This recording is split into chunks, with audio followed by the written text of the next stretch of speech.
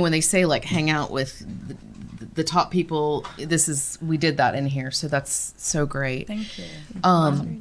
Each of you has really concentrated on your path to success, is still working on it, right? Albeit we're always going to be working on it. But Lauren, talk about your path. Are you laughing? She thought she went to the corner for a reason. Right, I know. She thought she was going to be in a safe place there in the corner. Apparently not. She's not. She's never safe. Talk about the path to finding your passion, because I certainly know that it was not a straight shot. It was not a straight shot, yeah. So luckily I have this amazing sister. And one day she's like, you need to try this incredible yoga class. And I had already been practicing, but you steered me onto a path that took it to another level. And, then I got married and had kids. And after having my second, I just felt like the chaos and stress of children and family. And I was working here with you, which I enjoyed, but it was a job. It wasn't what I was put on this planet to do, but I did it because I loved you and I loved spending time with you.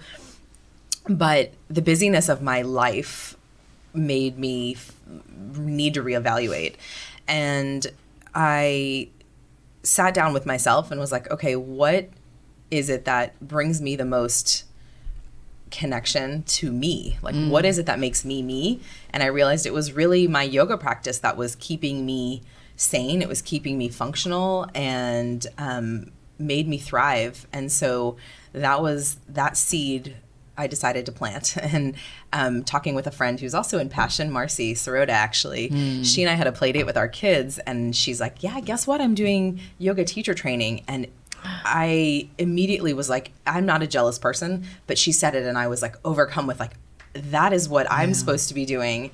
And literally that day I started researching programs, and a week later I was signed up. And I did it really just for me. It wasn't supposed to be a career path, but once I was in it, I just knew that like, this is what I'm supposed to be doing. And then of course there's fear, and fear gets in the way sometimes. So when I finished the program, I was like, okay, well, this was just for me, and I'm going to play it small, and I'm just going to use what I learned. And then the studio where I did it, he offered me a job, which was completely unexpected. And I was like, okay, I'll just take that, and then I'll just do it as like a little side thing. Mm-hmm. And then opportunities started coming my way, and it was like, okay, it was like all of these things were coming together, which I wasn't even intending for at the time. But it just started to kind of spiral, and I recognized like, this is what I'm supposed to be doing. And the universe was, my co-creator in all of these events that kind of came into my line of vision.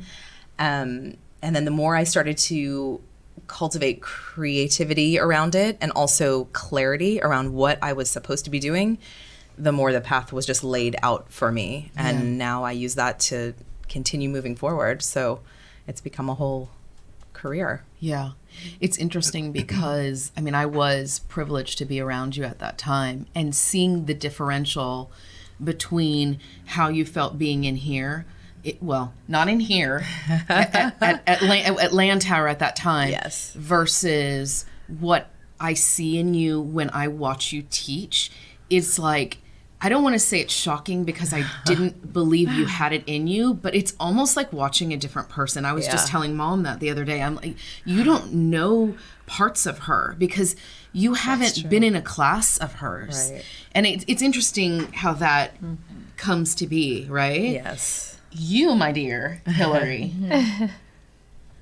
are like, we sat down a year ago and you were just sort of trying to figure it out. Talk about your path to where you are today. Well, you're in it. You inspired me. I think you heard yourself talk. No, you know what? That power of that third brain. You knew. Right. Yeah. I didn't say anything. I just was there, and you knew. And I think all I did was say, I think you know. And that was it. So mine was actually had to do also with raising a family and seeing differences, and understanding that I needed to learn more about what was going on.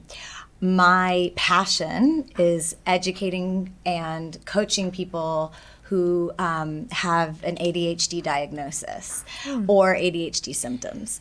So I've been a teacher for the past 20 years, and I pride myself on meeting the needs of all the learners in the classroom. That's something I have said since day one. And I realized a few years ago that when ADHD came into my house and my family, well, it always was in my house because it was always in me. Ditto. But when I started seeing it in my children, well, there was a diagnosis now, I realized I did not have the tools that I thought I had. So I knew at the time that being in the classroom was not where I needed to be for my family. So I left the classroom, and that's when Kari and I sat down, and I was like, I know that, there's something out there for me in this world. Being a teacher is it's just a part of my being. It's just a part of who I am. And so I explored this and found this opportunity, and spent the last year and a half becoming a certified ADHD life coach. And awesome. And now it's amazing because I can train teachers, which I love to do. I have a master's in education administration as well, and I can talk to parents, and I can work with children and adults. I have student and adult clients who have ADHD, because ADHD is everywhere. It's not just a childhood disorder, and it is something that doesn't go away. We have to learn how to have systems in place and how to understand our brain and understand how we function. And so I take tools that I work with my kids on them. I work with my family. I go into the schools. I talk to adults, and we all are together. I mean, I'm figuring myself out. I'm creating new systems for myself every day. It's such a need. I mean, that is such a need. you. I've never heard of it. No. I've never heard of it. She's creating it as we go. Well, I'm not really. It's there. It was there. Hey, listen, we've got a bunch of people we can send your way. We can say you're creating it too. Okay, thank you. Now I know where to send all my friends and family. That Focus. I think of it from a productivity standpoint. What distracts us every day, and that distraction and that monkey brain running through your mind. So you're teaching people to improve that, it sounds like, and set up systems, and that's incredible. Thank you. Thank you. Many adults can use that. And through the coaching, what I love about the coaching model is that it's not my job to tell you what to do. It's my job to help you figure out what's going to work for yourself. I mean, that a lot of coaches sitting around this table understand that and know that. So yes, I can educate you on what's going on in the brain, and why, and the hows, and some strategies. But it's for you to take and run with, and figure out what works for you. Like everything else. Yeah. You, my friend Jens, are, I think, a mindset master. I don't want to say what you think you are, but I will say that you've vastly helped in my mindset.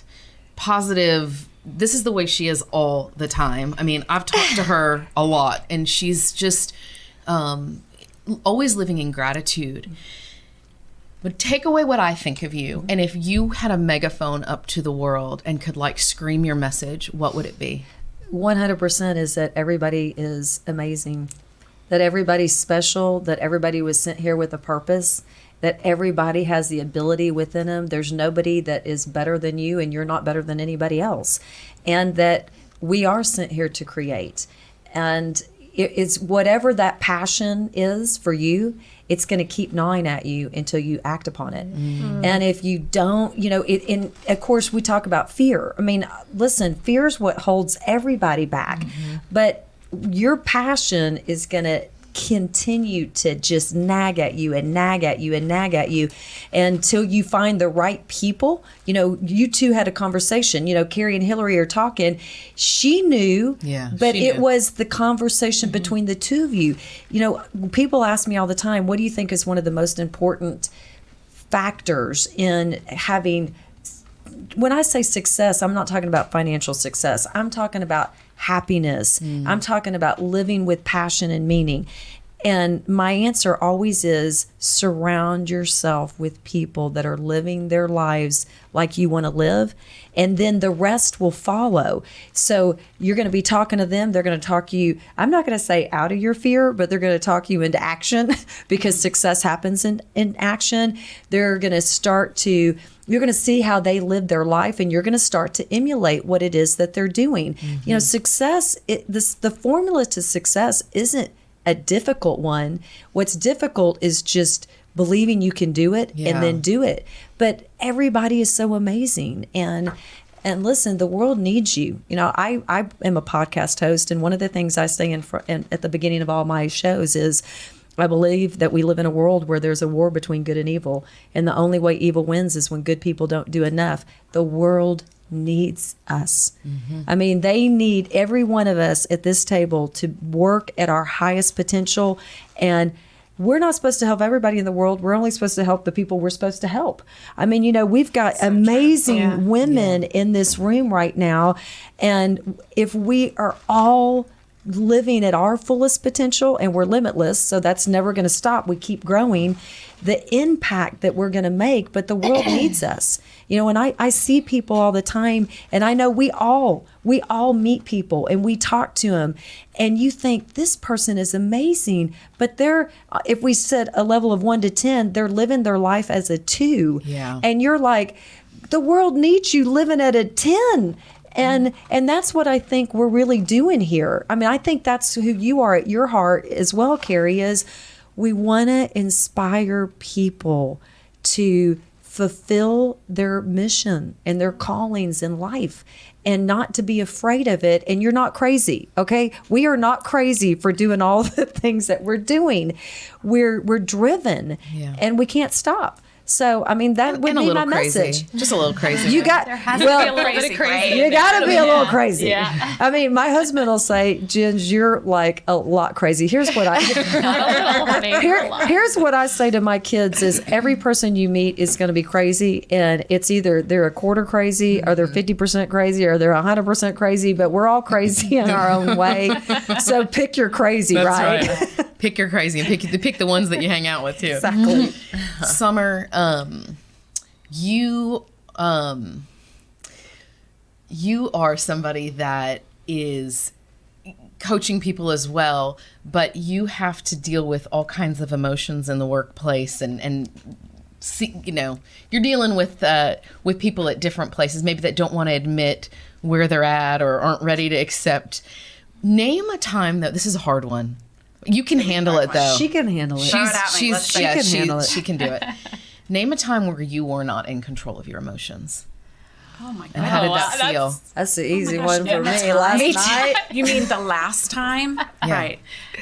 Actually, that was day before yesterday. Yeah. Mm-hmm. And it was actually with my own child.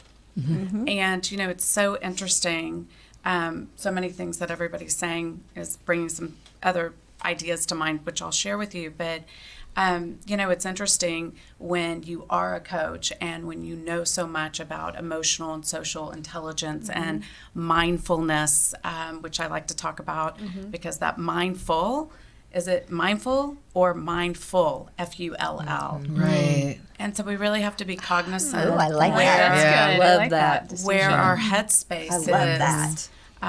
When we are setting out to be mindful with that intention. And, you know, it just goes to show you, and I really believe these 3 core principles of where my coaching certification came from Marshall Goldsmith, and I think he is the guru of leadership.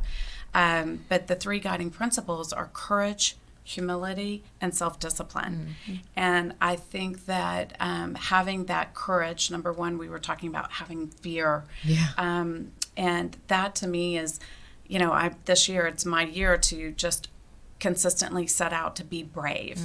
And my formula of being brave is having courage with the fear. It's not about, oh, forget about the fear or don't have the fear. We have it. We always Yeah. have it. Yes. Go with Yes. it. You have to. Yes. Totally. And it's about channeling that fear into the fuel Right. to give you the courage to go out and be brave every day, right. or take that next right step that you feel inside that you know is the right step. And so you just got to go with it. But going back to when you lose it, I think we have something in my house that I think I started with my oldest son several years ago. He was 16. I think he snuck out, he and a buddy, and, I caught him and they came back in. It's 2 a.m. You're standing in the kitchen going, what do we do next? So I actually looked at my kid and I said, you've never been 16 before, and I've never been a mother to a 16-year-old. I said, so we're going to figure this out. Nice. And, but there's been moments where I go back and I ask for a redo.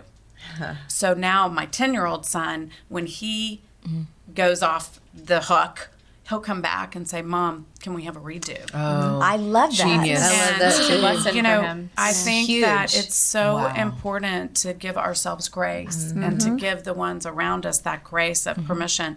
Ooh, I didn't show up the way that I really Right. meant Right. to show up. How I intentionally, whatever my professional brand, my personal brand is, our family brand, our organizational business brand. What does that look like? And it's people say, oh, well, I failed or I screwed up. And again, I like to use the phrase, it's a misstep. We misstep. So what's the next right step to course correct that? Right. And to be able to live to our potential. And, I think some of my fighting words, you and I are clearly soul sisters. We are. We're totally soul sisters. About mindset. And it's all about the reframe. Yeah. And how do we reframe, and how do we do that also with dignity for ourselves and giving somebody else the dignity to save face to do that. Hence another reason I love going to my yoga mat. Right. So I can't Yeah. wait to come to your class. Yeah. Oh, yeah. Because it gives you that space of Yes. self-reflection, that white space to go, wait, let me back up here. Yes. Let's course correct this. You know what? On that, And that's Carrie, having Carrie, I humility. got listen. That's I gotta having that say, humility. but I gotta say something because here's a question. I mean, I think we are all incredible women, and I'm going to tell you, I don't lose it with other people outside of my family. It's very rare. Yeah. But with my family, so when you ask that question, I'm like, well, it was last night with my husband. I'm going to Yeah. tell you that. So. And the whole And, city. I mean, I don't have a problem. I don't have a problem losing it outside the walls of my home. And I love what you said to have that in your home, because I'm real big on the whole concept plan, do, review. And what you just said is we're going to have a redo. That's the review. And to be able to, because, and I'm a planner, so to even go to your spouse and go to your kids and say, hey, I just learned a golden nugget, and that is the redo concept. Let's talk about it before we need the redo. And then when the redo comes up, I'm going to be like, Summer, we're redoing over here. Yeah. But you know what I'm saying? That's golden. But it's really important. So this happened to me. I told John, I'll shorten the story so we can move on. I was doing too much, as we all do every day. It was a Sunday. I'd been to 3 grocery stores. I had been to BMF. I had been here. I had worked for 3 hours. I mean, it was like, on. And it's time to now make dinner. And like a, jerk, I said to my husband, if you want to have family dinner tonight, I mean, I'm sorry to say, I really didn't want to have family dinner. I didn't want to cook. I didn't want to be responsible, but it was doing it out of obligation, out of, hey, we hadn't seen Grayson in a few days and let's get him over here and all that. And it's not to say that I didn't want to see him. I just didn't want to be responsible. But me being me was like, I'll do it anyway. Put the eggs. I had gone to Costco, it was one of the 3 stores. Put the 24 eggs. It's worse than you think. Put the 24 eggs up where the eggs belong. Okay. Made a bowl of Eric Lipton's Caesar salad dressing, which is a third a cup of oil, 2 tablespoons of vinegar, mustard, mayo, and everything else you can imagine, garlic, with wood floors. And I put them up and I went, that's probably not smart, but I was going, I was going. And I opened the fridge, Done. Oh my goodness. There was not an egg that salvaged itself out of the bunch. It was everywhere. And I am telling, I was screaming, crying. And my daughter, Shauna, came in and was like, Mom, you need to chill out. It's just whatever. And I said, I do. Yeah. Oh. Get the out of here right now. And I felt so sorry for myself. I really did. I felt so sorry for myself. Like, I couldn't believe I had to clean this up. And I cried like a baby for like 15 or 20 minutes. But I'll tell you what's better about me than it used to be is that even though I knew I handled it wrong and I was swearing and, I was really, and we do that in my house. Sorry. I know it's not. I know it's not right, but we were raised that way. And I'm swearing and I'm so upset. I feel so bad for myself. But you know what I didn't feel bad for is the fact that my daughter saw me that way. Because she human. needs... You're human. Right? Yes, you're human. Like, yes. The kids need to see us human. And so that it they was can not be my human. finest moment. So they can be human. Yeah. It was not my finest moment. My daughter and I didn't even have to apologize. We've got an unspoken word. She came to me later, gave me hugs and kisses. Aww. We knew it was over. Yeah. I was fine. But and that hug helps reset your brain. And my kids know that now. And that's helpful. So they're just hugging you all the time. Well, no, there's scientific proof behind it. Actually, I believe that. Yeah. I believe that. Well, what I like about what Summer said was that when you go to your son and say, "Hey, I've never done this, and you've never done this," it gets you on the same page. Right. And that's where that reset really helps because if you don't have experience and I don't, we're navigating this together. Yeah. And That's right. and I like make that. it work? How can we look at this? I've never been a mom. You've never been an 8-year-old in trouble, right? So it's like, what do you do now? Now what do you do? Yeah. You, Rani, are a powerhouse. You run a very sophisticated business. She, if you don't know, has a farmer's insurance agency and a whole lot of employees. And she pushes herself like crazy on social media. And she's kind as you see her today every single solitary time that you interact with her because this is the essence of who she is. She's my newest friend. So sweet. And Gosh. I can't imagine my life without you now. And I just met you. Because you're just awesome. Thank you. And it's interesting because, you don't find friends. Although you and I found each other later too. So I'm going to say that. That's true.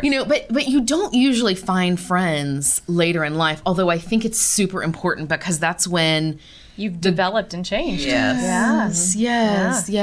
So, however, you've got a lot on your plate, single mom, all kinds of stuff going on. How have you learned to be kind to yourself? That's a great question. I think I'm kind to myself because I allow myself to fail and I allow myself to be frustrated and I allowed myself, but I keep moving. And so I know mentally that I'm just going to keep going. I may hate it, I may be miserable, but I'm just going to keep doing it. And so because I know that, I can also reward myself, and I think that keeps me sane. Yeah. I don't know if kindness keeps me sane more so, and really enjoy traveling. And I feel like when I plan that, I'm rewarding myself with it. And that's the kindness I can give.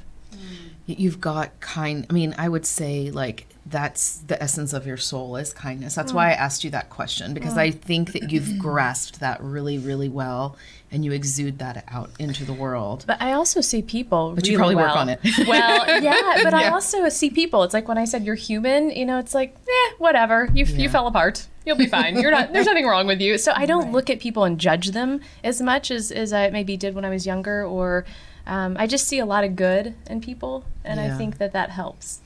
What about you, Lala? Talk about being kind to yourself. You have such a kind demeanor. Just in general. It's very soothing. Thank you. I've heard that before. It's funny. I'm thinking about what you said about how we let our families be the one who get the worst of us and the best of us, and it's that fact of safety, right? Mostly the worst. The best and the worst because they see it's true. They see it all. It's true. And it reminds me also about what Summer said. I think it's something that's so important to me is apologizing to my kids when I mess up. Ownership. And ownership and recognizing that, showing them that I am human and that I'm doing my best, and that all we can do is wake up the next day and try again. But it's a daily practice, and I think gratitude is huge, and just like coming back to like, okay, like I'm lucky that I even get to have this experience in this human life, and all of the amazing things that are always present around us. And that's kindness for me, is like the gratitude. And it's interesting on gratitude.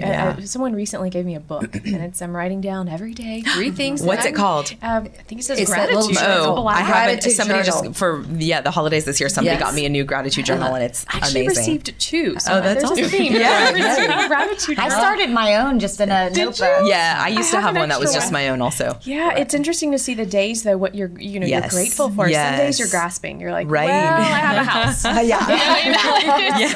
And then some days, it's more detailed. Yes. It's really interesting It is to see over the interesting. last month. I've Yeah, started. and that's been a super powerful tool for me also. And this one there's a morning part and a night part too. So you start your day and you end your day with it, and that ending of the day is like shifted Big it yes. different, because like I was good about in the morning, like okay, like start Fresh on a clear brain. skate, like meditate, like hang out, give myself time to start on a clear slate. But then it was like at the end of the day, then okay, what happened today that was great, and what could have gone better today. And that's been really interesting for me also, because it gives me that pause of like, okay, well, I showed up and this is what was great, and like this little thing I could have maybe been a little bit better, and it gives you that clarity of what you can do the next day. So do you find that you're doing it every day? I have been doing it every day. I have been 30 days. Yeah. That's Or amazing. 28 days. Yeah. But Kari, here what we're talking about gratitude. I'm a big reader, so I got to throw out an amazing book, and it's Yeah. The Science of Getting Rich by Wallace Wattles. And gratitude is what separates an ordinary person to an extraordinary person. So that's one of my personal mantras that I say several times a day. Be grateful for all things, be grateful for all things, be grateful for all things. Because where we are right now is happened because of a lot of struggle, because a lot of hardship, because a lot of things. And if we weren't grateful for our journey, we wouldn't be where we are right now. And that's how you got to be kind to yourself. And, we had to put my mom on hospice about a week and a half ago. And let me tell you, since April, we've been dealing with her decline. And you have to be kind to yourself, because all you can do is all you can do. Yeah. Right. And that's all you can do. There's some things that are just out of your control. That's right. And all you can do is all you can do. And even when you look back at things that you did in the past and you think, well, I could have done that better. Well, you could have now, but you couldn't then. Yeah. At that time, you did the best you could. Whatever you did was the best you could. I believe that with all my heart but gratitude truly does separate the extraordinary from the ordinary. And when you hear people talking about they have gratitude, you're dealing with the higher level That's true. person. You just are. Yeah, you're going to connect on a different level. Higher frequency. For sure. That's where I'm going to have everybody answer this one, because this is tough too. I'm going to be honest with you. I am a huge content listener. I listen to content all day, every day, constantly. I'm almost obsessed with it. I almost feel like I'm in the process of educating myself through content. Yes, I went to college. I was actually a public relations communications major. So I'm finally stepping into, what I graduated in. But I heard something the other day, and it hit me, and I actually sent you the podcast. I think I sent you the You did. podcast. I listened to it on the way here. Every one of you is getting it afterwards. Thank you. Don't leave Yeah, me Catch out. us it's great. She's I unbelievable. listened the whole way here. Yeah. Her name is Allison Bird. Allison Bird, if you're listening, I love you. God, she's unbelievable. She lives in San Antonio, so it could be. Maybe she knows somebody we know. And she's on Chalene Johnson's podcast, who I also love. I think she's amazing. And she's talking about how Jack Canfield that wrote Chicken Soup for the Soul has this phrase and saying, if you really knew me, you would know, if you really knew me, you would know that I. So I wanted to go through and have everybody answer that, because I think what we're always trying to do here is, yes, we want to build content. Yes, we want to help people build their messages. Yes, we want to shoot their messages out to the universe, but we want them to be seen for who they really are. And that's the differential. And that's what we're doing here. So I'm going to start to my left over here. She's like, please no, please no. Yeah. If you really knew me, You would know that I. If you really knew me, you would know that I believe that every child is capable of learning. You would know that I am very passionate about relationships and connections and the vibes that I get from different people. If you really knew me, you would know that I'm really sensitive. And that I believe that that we can all make a difference in this world, and that I truly believe in the power of kindness, and I believe that I believe that we're all here for a purpose, and that we can all make a difference. But there are more things that you would know, but I can't think of what they are. Yeah, there's a lot, right? Wow. There's a lot. There's a lot. We're all multi-layered. And then my family. You would know that family is key, is the That essence you got a lot of sisters. of my I got a lot of family. And we're very complicated, and that's great. So there's more, but it'll come to me. But that's the essence of what came to you first. I mean, there's so many layers to each of us, exactly. but the question is, what felt right to you at the time? You might answer it different next time. And I also believe that nobody wakes up in the morning and says, how can I always say this to teachers, no child wakes up in the morning and says, how can I annoy my teachers today? And how can I get in trouble? And how can I nobody wakes up with that. Right. So we've got to walk out into this world understanding that people mess up, and that's okay. Yeah. It's a good Maybe reminder. have a little patience. Yeah. Right. Yeah. Patience. Summer? Let's see. If you really knew me, then you would know that I am a truth seeker. That I think that's where my self-professed soulpreneur comes from, which is someone who rises up to really shine their light. And whether that's in their career, their family, wherever that is. And, shining the light is really, that light is the truth, that truth source. So, I'm so passionate about connecting people to either things or other people to have that synergy, to create that light within us. And I'm super passionate. And if you really knew me, honestly, that's kind of something that I live very outwardly. So you don't even have to know me well to get that pretty quick. I hope not anyway. Because I have no shame when it comes to sharing people that I think that are doing something fabulous or are fabulous. I just am a big believer, even philanthropically. I always want to make sure that if there's some golden treasure somewhere that I've found, I want to share it. I'm all about collaboration and innovation, and where does that elevate us to collectively? The other thing is I live by my intuition, and that's just been, I've realized how grateful I've been all through my childhood. I had a pretty different childhood than most that are in my peer group. And so just recognizing that my intuition and being able to act on that and not let fear sabotage that in any way.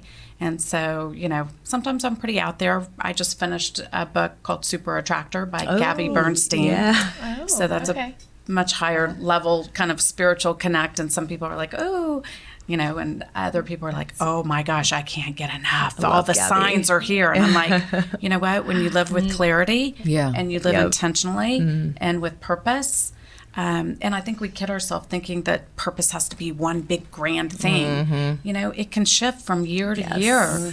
It depends what our children are doing, or our family, or our work, or our community service work. So our purpose can shift, but when we go out and set out every day to have the intention, so most of us, God willing, don't wake up, our kids don't, and say, how can I annoy my teacher? But being deliberate about how can I live with intention. So my youngest son and I, every day on the way to school, we listen to something that is a podcast type of thing that Deepak Chopra and Ananda Kids has, and it's a spindle where you can pick, is it words for the day, whether how do I shine my light, or one love. So, you know, today was the power of your words. And so my child hears this every day, and so do I, by the way. It works. It's not just for kids, I don't feel like. But it is about purposely, okay, most of us just wake up and I guess we're glad we woke up, or we're still tired. But what about just taking a moment? And it's that 1 degree of separation that brings that extraordinary. And that 1 degree is, okay, today I'm going to be intentional with my words. I have to just say really quickly, the last few years that I taught, every morning I would start out with my students. We'd have a calming jar, and as we watched the glitter fall, I would have everyone set their intentions for the day. Awesome. That is beautiful. And, That's we'd beautiful. I taught them what intentions, with my yoga That's practice. awesome. And they would, if I forgot, Mrs. Stern, we got to set our intentions. And if they wanted to share, they could. That's a huge lesson. By the way, they were first graders. Yeah, that's such a huge lesson. Yeah. First grade. That's I love it. That's a life lesson. It is a life lesson. Because we fall off, right? You got to teach all We fall teachers off. to do that. That's an impact. I've done it in teacher workshops as well, but that's amazing. not all of them. But That's amazing. That's something you can. Okay, so if you really knew me, you would know that I'm all about you and not me. Yeah. I am so, everything I do in life is to help other people, truly. I mean, I don't have an ego. I don't believe in it. I don't care what other people think of me. I honestly don't. I just sincerely want to make this world a better place. And, I'm a very high achiever. So, my dad was a professional tennis player growing up. I say that's where I got this winning mindset that I have. So when you're a high achiever and you have a winning mindset, everything that you do, you win at. And so people think, well, she might be all just about herself, but that's not what I'm about at all. I mean, I am about you. I'm about the person that's in front of me. I want to make this world a better place. Believe me, when I leave this world, every person that I touch, I want them better. And so what drives me isn't my pocketbook. I have enough in that, thank heavens. I'm blessed in that respect. But it's, I want to make you better, whichever, and I believe that, like I said, we're not supposed to help everyone in the world. That would be ridiculous. We're only supposed to help the ones we're supposed to help. And I believe that when they're brought into your zone, your sphere, you connect with them. And then those are the ones that you're supposed to connect with. And, Summer said something that made me think. One of my personal sayings is life is like a maze. There's one right way in and one right way out. You're not going to mess this up. You are not going to screw your life up. You're not going to mess it up. Because if you hit a wall or a roadblock, all that is it's redirecting you. It's just redirecting you. It's like a roundabout. Right. And so, roundabout. So you get redirected. But if you just keep moving, you're going to get to where you're supposed to be. And that takes the pressure off of yourself. But I know for a fact, because I'm involved in a lot of different things, I wear a bunch of different hats. And when you come into an organization and very quickly become the top, and you do things that no other person has done in organizations that have been around for decades, people will look at you and they judge you and they honestly think, well, she's all about herself. And that is so not who I am. Oh, overwhelming question. Okay. If you really knew me, you would know that I'm an introvert. This is totally outside of my comfort zone, all of this. And even teaching, it's like not my normal comfort zone. It's something I have to push past every time I show up. And it comes back to what multiple of you have said, which is, if you really knew me, I'm all about inspiring other people to help be their best selves. And it's not about me. And it's about other people and helping them be more in tune.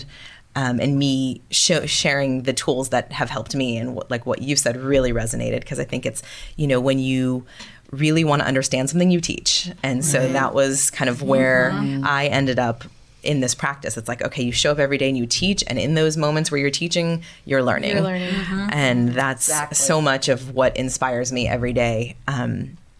If you really knew me, you would know that I also am so guided by my intuition and gut response. And that is the only way I can operate. I try to cultivate clarity every day so that I can be the most authentically in tune with opportunities that present themselves. If you really knew me, you would know that personal interactions affect me, and I'm touched by other people in ways that I don't always express. And I'm guided by the energy I receive through other people. And if you really knew me, you would know that my kids are the most important thing in my life. And I'm a crazy mom, but it's only because I care and doing the best I can. Yes. Yeah. We all, yeah. And yeah, there's so much. Like I'm a chameleon too. If you really knew me, you'd know that I'm a chameleon. Like can shift and change, and I'm somebody who can really understand lots of people's perspectives. Yeah. And I think that's a blessing and can be a challenge, because I can see all sides of a coin, and I'm not somebody who's like it's black and white. Like I can see everything. And so in that way, it's easy to not be judgmental because I can get all perspectives. But in other ways, it's a challenge to kind of hone in on, what exactly. But that's where it comes back to the intuition and the guidance and the constant synchronicities, messages we're always receiving. So if you really knew me, you'd know that that's my guiding inspiration. Yeah. That's lovely. For an introvert, you sound like an introvert to me. I don't know if I believe but that. I really am. She's just like a little smart too. Just a little bit. A little bit. Just a little bit. So mine, let's see, if you really knew me, you know that I enjoy solitude. As social and outgoing as I am, I really enjoy my own time. So that's that little bit of introvert in me. I think that it helps refresh me and recharge me, and being on my own is refreshing sometimes. Also, I think people are surprised by that. They think I need to be with someone all the time or around people, and I'm really not. Also, if you really knew me, you would know that I understand the perspective that someone is coming from, or I will try to understand. Yes. So whether it's a psychological or mental, or just a bad day or cultural or whatever it is, that I'll try and put myself on their level so I can understand. If you really knew me, you would know that I'm trying to learn how to be a mom. Like you said, it's really fun, but it's a learning game. But man, I'm trying. So that's been a really big change in my life. So, Kari, I want to hang out with all of y'all all the time. That's what I want to do. I know. I'm I loving can keep everybody. going over. Yeah, it's like. Are you going to answer the question? Yes, she has to. She has to. You have to. TikTok, Kari. TikTok. Jeez. That's what happens when it gets turned around on you. Exactly. She didn't think that was going to happen. Our chairs swivel. Do it. Okay. If you really knew me, you would know that I am completely emotionally based and that I cry every day.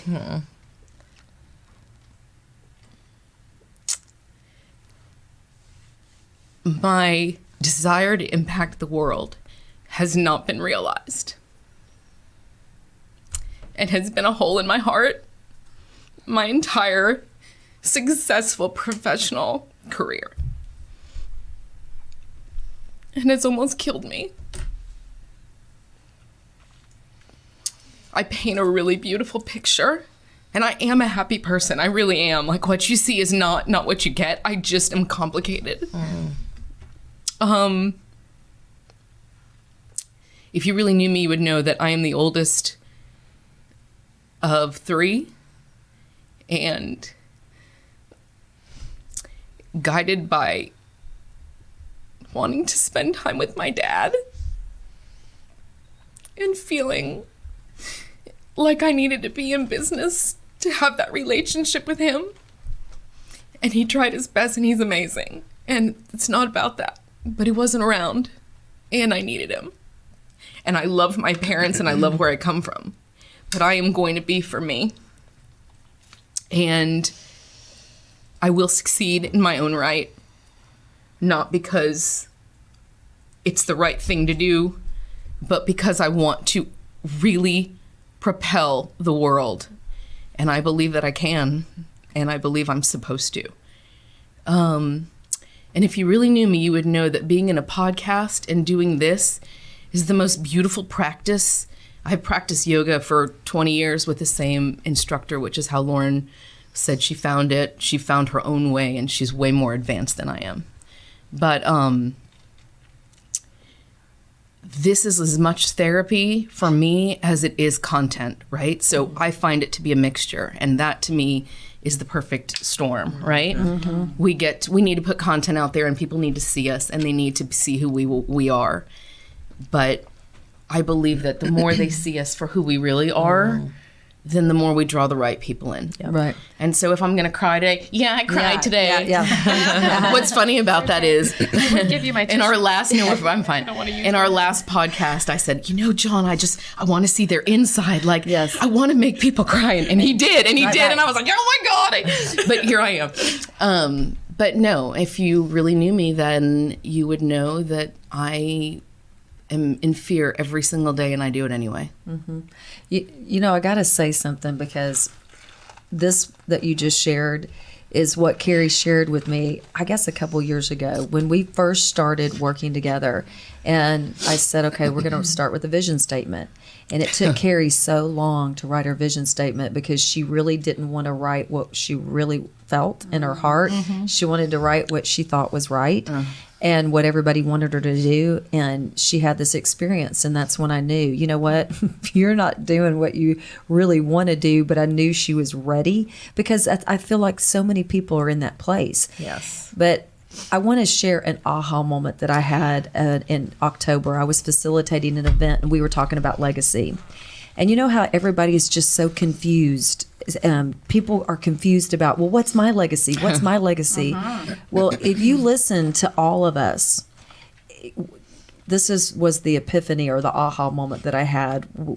Regardless what religion or spirituality or faith or whatever, there's really one source, one major big source of all goodness, and all of our legacies come from that one source. And we're using our gifts and talents and our experiences in life. And we really all have the same legacy. It's all family. It's all love. It's all making this world a better place. It's all living with authenticity, with gratitude. It's like we are so interconnected. And the only way we start to realize that is when we talk about it like you're doing right now.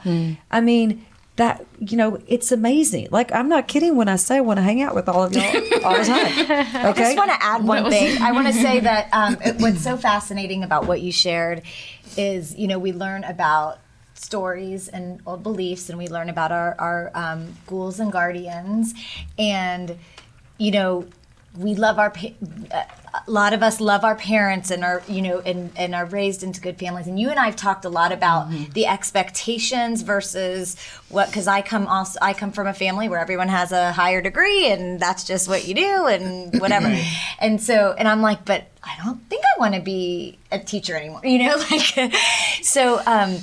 Yeah. But I feel like you were able, and then you gave me an aha moment when you said about your conversation a few years ago, because what happened was that's trying to write that vision statement and really being conflicted between, is this my story or is this what my parents' story for me or somebody else's story for me? So you peeled away that onion and the layers and got down to it, and here you are. Right. Yay! Does that mean maybe I won't cry every day forever? And this is, to me, the essence of meditation, is the peeling back the layers. Right. So that is how I explain it to people, is that when you sit with yourself and you just allow the thoughts to kind of pass, eventually you find that sense of awareness of yourself, your true nature. And that is what shifted and changed me, was my meditation practice. And that was like where I'm like, okay, this is me, this is what I care about, and this is my path. And once I got onto that path, all the doors start opening, because this is what I'm supposed to be doing. This is It's interesting though, because I saw that for you, Yeah. right, and almost pushed you out the door. I mean, when we had that conversation at Waterford Right. that day, and I said, "Don't do what I've done. Just go and follow your dreams and follow your passion." Yeah. And of course, I didn't know what mine was at the time. I think I thought I was doing it in a Yeah. sense, with other stuff, but I didn't see your fear. Yeah. All I saw was, girl, go get it. It's right there. Like, what don't you see? And it's interesting about how blinded you are when you're close to it. Yeah. Always. Right? And you and I were Always. talking about see that it. recently. That's why you got to have other Exactly. people. Yes. You know That's what's right. interesting? I said this about 2 years ago to a friend. Her husband was battling cancer, and we were talking about fear, and I was asking her, she had to make a decision on something, and I said, be very careful, because fear can mask itself as intuition. Oh, yeah. We That's like crazy. to take that and we like to say, oh no, I can't go do that because I can't leave my kids, or I can't go do that because this is what I'm doing. Oh, but my gut, but I can't. Now wait, is Right. it? Right. Because if you're really being guided by your intuition, it's not so much your gut, it is your soul Exactly. speaking to you. Yes. And so I always say caution about fear masking itself Yeah. as Yeah. intuition, because fear likes to come in and sabotage, and then we like to grab that because Yes. it's safe. Right. Yes. Safe. It's brilliant. Yes. You know, So Pulls true. us back in. I'll end with this because I think this will resonate with everybody as well. So in preparation for this, we were watching some shows, right? We wanted to see, and I said to John, you know, we're going to do a lot of things, and I'm going to talk to you about Passion Dolls in a minute. But I said, John, we got to do that. Like, what was happening with these stars in this room? And I wasn't kidding when I said that. It was just beautiful, like these real connections, which we had today, and I knew we would. But Oprah was on, and like, I think everybody we all look at her. It's like she's like a walking god, right? Like, and she's talking about her fear in acting. She had just been in this role and had acted in this role, and she's looking at like Reese Witherspoon and the girl that's in Oh, I know. some which other movie. shows. It'll come to me, but she's with these people who, by all intents and purposes, are not Oprah. I mean, I'm sorry. Like, they're amazing. They're looking Reese at is her. amazing. Yeah. But they're not Oprah. And they know they're not Oprah. Nicole Kidman was in the room. Right. And she starts talking about her fear of measuring up to them in the acting world. And you can tell they're all looking at her too, going, did you not know you're Oprah? 'Cause, like, you're Oprah. But she's describing it. She's not like, you know, she's like just talking about how she doesn't feel adequate. And I looked at John and I said, man, if Oprah feels inadequate at Yeah. times, Yeah. then that should be telling the Yeah. world something. Right. Everybody feels I that way mean, at times. no joke. So, and then I heard TD Jakes on Oprah's show yesterday on my way in saying the thing about fear is that people look at people like TD Jakes and Oprah and think they don't have fear. And they're perfect. The truth is they And- do. They just yes. do it anyway. That's right. So I'm trying to hold on to that. I hope we all keep trying to hold on to it. I don't think it means it's going to go away for any of us, but That's not what it's supposed to mean. We're all embracing it. Part of the human experience. We got to have it. It serves a purpose. Yeah. thank you for being here, and thank you for being a part of our first podcast Mixup. Yeah. Dream come true. Thank you for watching the Passion Dallas podcast Mixup, connecting our passion leaders. Check out our YouTube channel and watch the full version. And don't forget to look out for our next episode coming soon.